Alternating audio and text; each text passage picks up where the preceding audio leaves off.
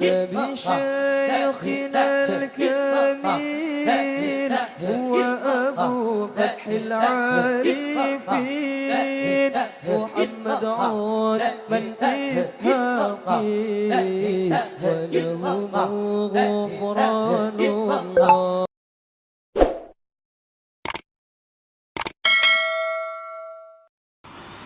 Bismillahirrahmanirrahim. Kenapa sebabnya mengharap itu disebut mulia? Karena dengan mengharap itu, pertama secara tidak langsung kita mengakui kelemahan. Nah, kita mengakui kelemahan kita. Nah, mengakui kelemahan itu suatu akhlak yang baik. Mengharap itu kita mengakui secara tidak langsung bahwa kita fakir, berhajat kepada Allah. Merasa berhajat kepada Allah itu sesuatu akhlak yang mulia. Mengharap itu secara tidak langsung mengakui bahwa Allah itu penyayang. Mengakui bahwa Allah itu pemberi. Mengakui bahwa Allah itu maha kuasa. Nah, itu adalah akhlak-akhlak yang terpuji. Nah, jadi mengharap itu, ar-raja itu adalah maqamun syarif, satu kedudukan, satu makam yang mulia.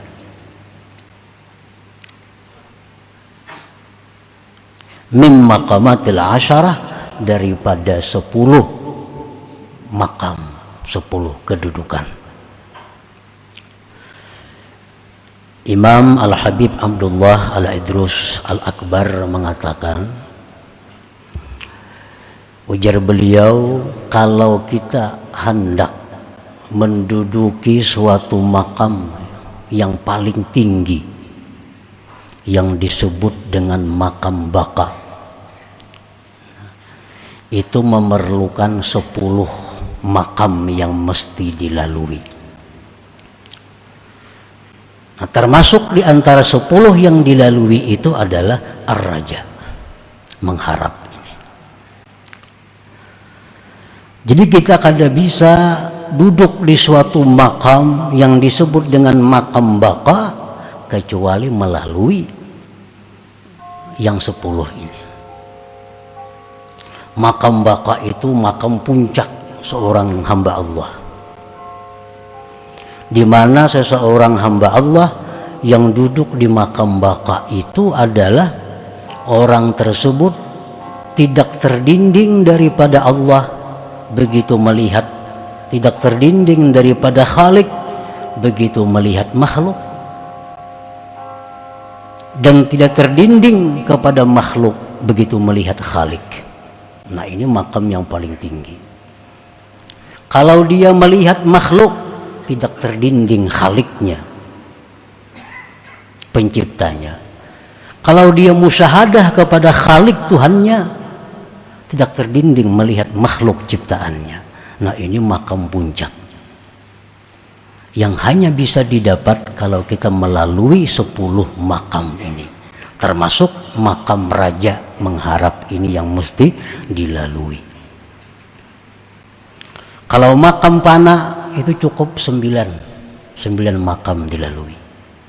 Kada usah 10, cukup 9 makam.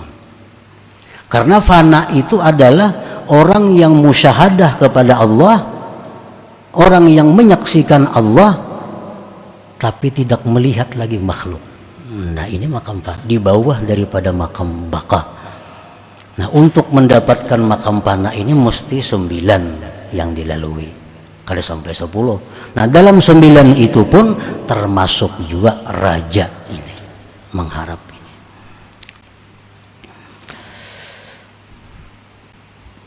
Para muhibbin rahimakumullah, makam yang 10 itu ujar Habib Abdullah Al-Idrus Al-Akbar, pertama makam Tubat, yang kedua makam Wara, yang ketiga makam Zuhud, yang keempat makam Sabar, yang kelima makam Fakir, yang keenam makam Syukur, yang ketujuh makam Khawf, yang ke-8 makam raja, yang ke-9 makam tawakal, yang ke-10 makam ridha. Nah, jadi raja ini termasuk yang nomor 8 yang mesti dilalui oleh setiap orang yang ingin mencapai kedudukan tinggi di sisi Allah Subhanahu wa ta'ala. Wa huwa yab'asu 'alal ijtihad fil a'mal.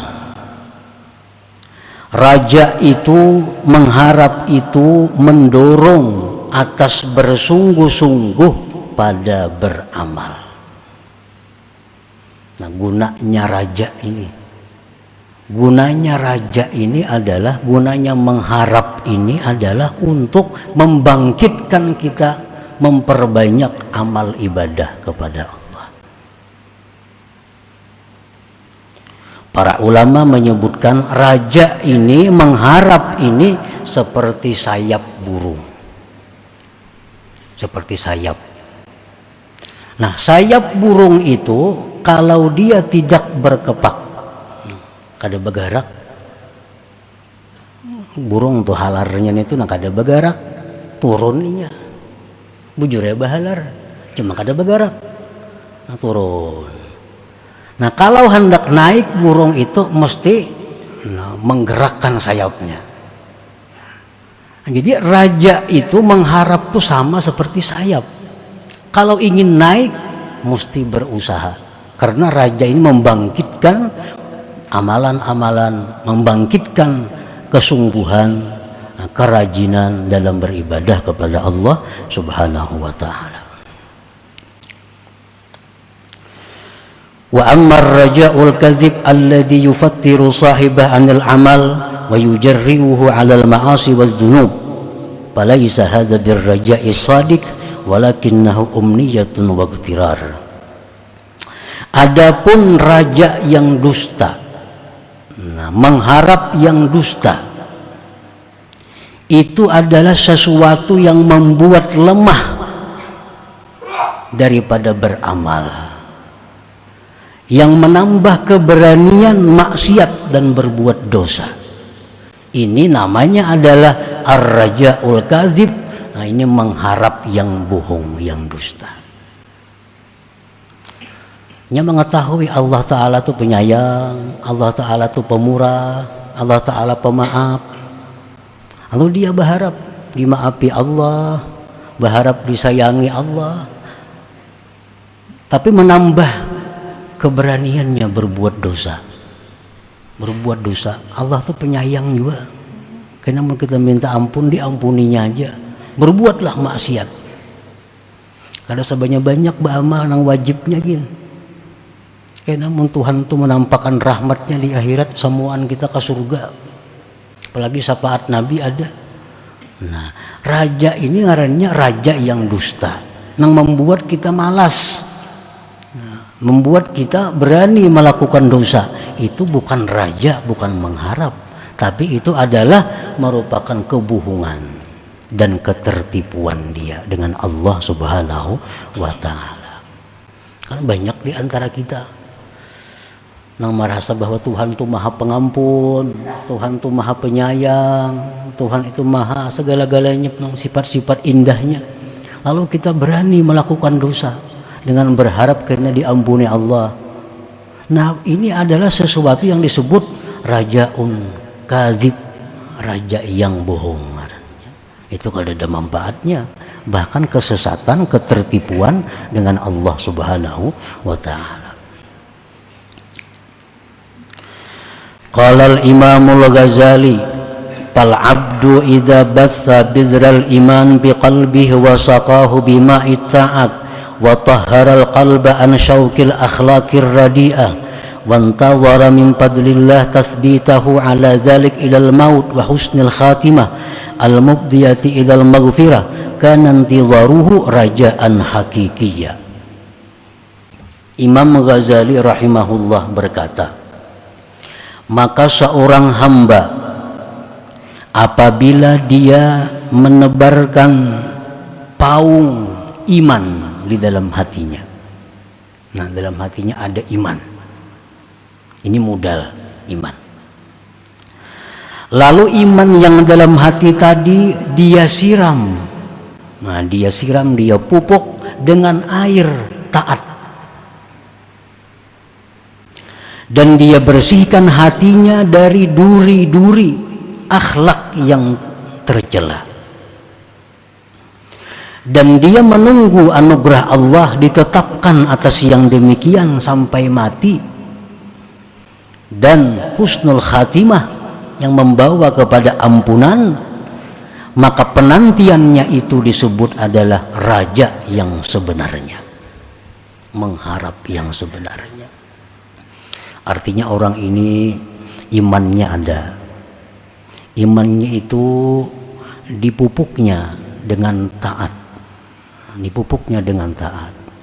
Hatinya dibersihkan dari duri-duri, rumput-rumput akhlak yang tercela.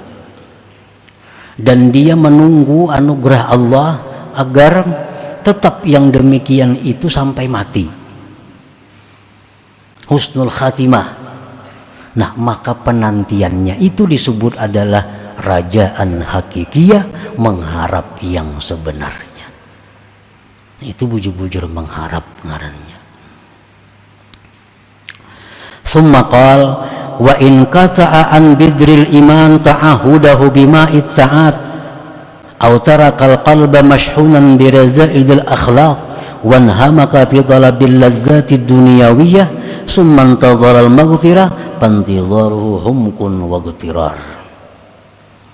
Kemudian berkata Imam Ghazali, jika dia memutus dari paung iman itu pemeliharaannya dengan air taat, iman ada tapi kada disiram dengan air taat.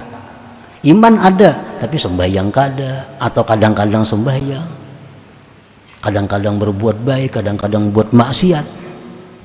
Atau dia tinggalkan hatinya itu dipenuhi dengan akhlak-akhlak yang tercela, dan dia tenggelam pada mencari kelezatan dunia. Kemudian dia mengharapkan ampunan Allah, maka penantiannya itu adalah satu kebodohan dan ketertipuan. Ini iman aja orangnya ada iman, nah tapi masih labil. Labil bahasa kita angin-anginan. Kemana angin membawa? Karena angin membawa maksiat, maksiat. Karena angin nak beremian, beremian. Karena angin pengajian, pengajian. Ini kebanyakan kita kayak ini nih, angin-anginan nih. Ada yang dengar ngerami sana tuh lah kan, ada yang mendengar kemaksiatan sana. Nah, aku nunjuk buang-buang duit. Nah, keadaannya seperti itu. Tapi dia berharap dapat ampunan Allah. Dia berharap mati husnul khatimah. Ini namanya adalah bukan berharap, bahayal ngarannya. Nah, bahayal, baangan-angan itu.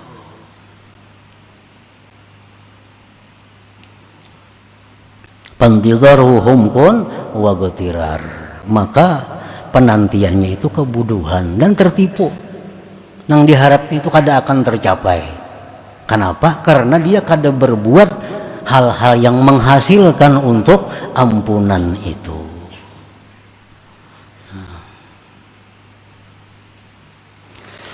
Faman raja dukhulal jannah fa'alaihi bimtithali awamirillah wa bijtinabi nawahi wa illa fahuwa magrur. Barang siapa yang mengharapkan masuk surga, maka lazimilah menjunjung perintah Allah, menjauhi larangannya. Kalau tidak, maka harapannya itu adalah menipu akan dia. Kalau hendak bujur-bujur masuk surga, laksanakan perintah Allah, jauhi yang dilarangnya, masuk surga. Nah, kalau tidak demikian, bahwa magrur, dia tertipu. Nah, para muhibbin rahimakumullah. Jadi artinya mulazamah, menjunjung perintah Allah itu mulazamah, terus menerus, kada terubah dengan keadaan cuaca. Kalau hendak masuk surga, Fa'alaihi, fayalzamu alaihi, maka lazim atasnya. Lazim itu artinya kadang-kadang. Nah, jadi sesuatu yang kita kerjakan di jalan Allah ini hendaknya terus lurus sampai mati. Jangan kiri kanan terbawa angin, terbawa godaan-godaan. Karena godaan ini kadang-kadang yang menghancurkan kita, yang membuat kita menyimpang dari jalan yang benar. Cobaan itu kada gampang menghadapinya. Dibawai orang tulakna, 4 kali orang ke Jepang gratis sih kan cobaan toh. Bapak dicari ke Jepang itu. Nah lalu tulak. Akibatnya apa? Sembahyang berjamaah yang selama ini diperbuat di Jepang ada masjid kan sembahyang berjamaah situ. Nang tiap minggu ke pengajian di sana kan ada pengajian terputus semua. Nang dilihat didengar banyak kemaksiatan. Maka maksiatan ini kalau kita kada menegur, nah kalau kita kada keberatan, kita maksiat. Maksiat itu walaupun kita kada memperbuat, tapi kita kada menegur dan kada keberatan, kita maksiat. Kalau kawan ditegur, tegur. Kalau kada, sekada-kadanya kita keberatan. Melihat bini selawar handap, bah muarban aku itu. Mun kawan angka itu, ayuha. Melihat ada bini-bini yang buka aurat, sakit hati, keberatan. Nah itu sekurang-kurangnya.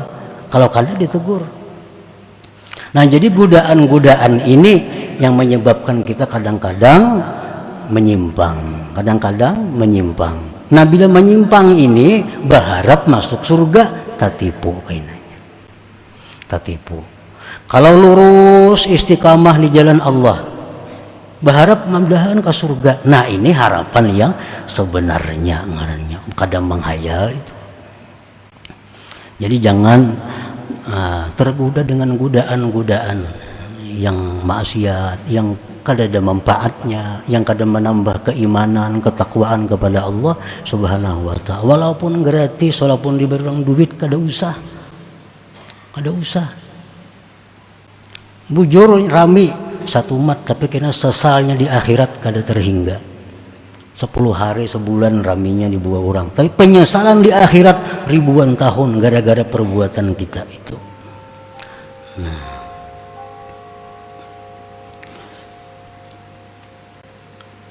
jadi jangan menyayangkan itu. Sayangnya kalau dia kesempatan pula gratis. Jangan sayang itunya. Yang kita sayangkan diri kita menyesali itu beberapa ribu tahun di akhirat. Itu yang mesti kita jaga. Bukan yang seapa hadiah orang, pemberian orang itu kada perlu disesali. Berapa ada itu. Kadang-kadang berpikir pindik. Mentolak kasih itu berapa duit? Diberi orang ke Amerika gratis. Diberi duit lagi tiap hari belanja. Mas sayang kada tulak. Itu beratus juta be. Orang berpikir kasih itu. Lalu tak tulak. Jangan berpikir nih kayaknya aku di akhirat kayak apa. Berapa hari aku waktu tuh buang-buang. Berapa hari aku berada dalam tempat kemaksiatan. Nah jika itu nang tak pikir, semiliar kada ambil itu. Nah kebanyakan kita ini pikir pindik, menghitung sayangannya, kesempatan ini rugi. Nah ini nang kebanyakan kita karena kurangnya akal, kurangnya cahaya Allah di dalam hati kita.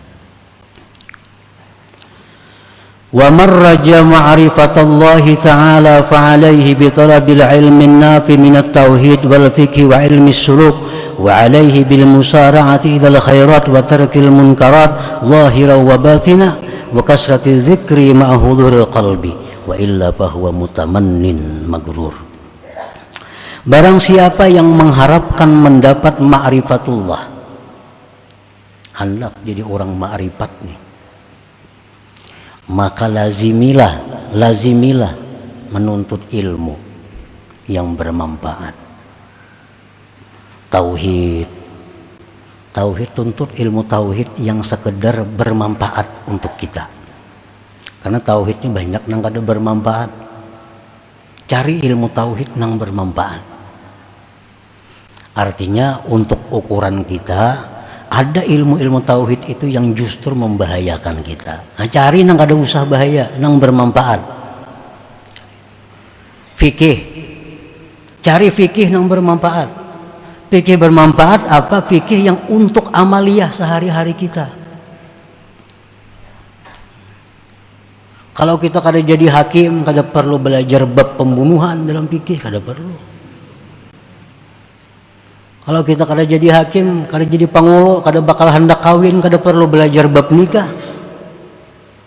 Kalau kita kada hendak naik haji, kada perlu belajar manasik haji. Nah, belajarlah ilmu fikih yang bermanfaat, yang pekerjaan kita sehari-hari. Mulai wudhu, sembahyang, puasa, zakat, apalagi dagang, jual beli, itu kan hari-hari. Nah, ilmu fikih yang bermanfaat untuk orang itu kada sama. Wa ilmi suluk, belajar ilmu suluk. Ilmu cara membersihkan hati dari sifat tercela kayak apa. Ilmu cara menghiasi hati dengan sifat terpuji kayak apa. Belajar itu. Kemudian lagi bersegera kepada kebaikan dan meninggalkan kemunkaran zahir dan batin. Perbanyak zikir kepada Allah dengan hadir hati. Nah, maka Allah akan menyampaikan kita kepada ma'rifat itu. Jika mengharapkan ma'rifat kepada Allah tapi tidak melaksanakan yang demikian itu, mutamannin ngarannya. Itu menghayal, mengangan-angan belaka. Ilmu tauhidnya kada cukup belajar lagi, ilmu fikih kada cukup, ilmu suluk kada tapi ada belajar. Betapa bahaluat. Itu karena kalau berhalawat kada jadi orang ma'rifat, kada nyatakan aja kada jadi ma'rifat. Bisa kegilaan kalau orangnya di halawat situ. Kenapa kada cukup ilmunya? Nah, belajar dulu tauhid yang bujur ngat mana, fikih ngat mana, ilmu suluk ngat mana, anyar aja bahalawat lagi. Cukupi dulu ilmunya. Jikalau tidak, maka dia akan menjadi orang yang berangan-angan belaka. Qala ba'dul ulama, berkata sebagian ulama, man ahkama maqamar raja wahabahu Allah ta'ala 'alal wusul wal husul. Barang siapa yang memantapkan makam raja, mengharap, Allah berikan kepada dia sampai dan berhasil. Orang tuh hendak masuk surga, mengharap masuk surga, lalu dia berusaha dimasukkan Allah ke surga. Asal mantap bujur rajanya ini, mengharapnya ini. Orang yang bujur-bujur hendak ma'rifat kepada Allah, dia mengharap dengan sebenar-benar mengharap kepada Allah supaya ma'rifat, Allah berikan dia sampai kepada ma'rifat itu. Asal mengharapnya itu mengharap yang benar tadi. Man ahkama maqamar raja wahabahu Allah ta'ala al-wusul wal husul. Barang siapa yang memantapkan makam raja, memantapkan mengharap, maka Allah berikan kepada dia sampai dan berhasil kepada apa yang diharapkannya itu. Nah, apa yang kita harap? Apa yang kita harap? Asa bujur-bujur mengharap. Nah, Allah menjamin akan menyampaikan apa yang dia kehendaki, yang dia harapkan itu. Terima kasih telah mendengarkan ceramah dari Kiai Haji Muhammad Bahid. Al-Fakir mengutip beberapa hal yang penting, diantaranya adalah 10 tahapan untuk mencapai makom bako, atau makom puncak. 1. Taubat. 2. Wara. 3. Zuhud. 4. Sabar. 5. Fakir. 6. Syukur. 7. Khauf atau takut dengan ancaman Allah. 8. Roja, atau berharap kepada Allah. 9. Tawakal. 10. Ridho. Semoga kita dapat melakukan hal yang 10 ini dan mencapai makom marifat. Jangan lupa subscribe, like dan tulis sholawat di kolom komentar. Wassalamualaikum warahmatullahi wabarakatuh.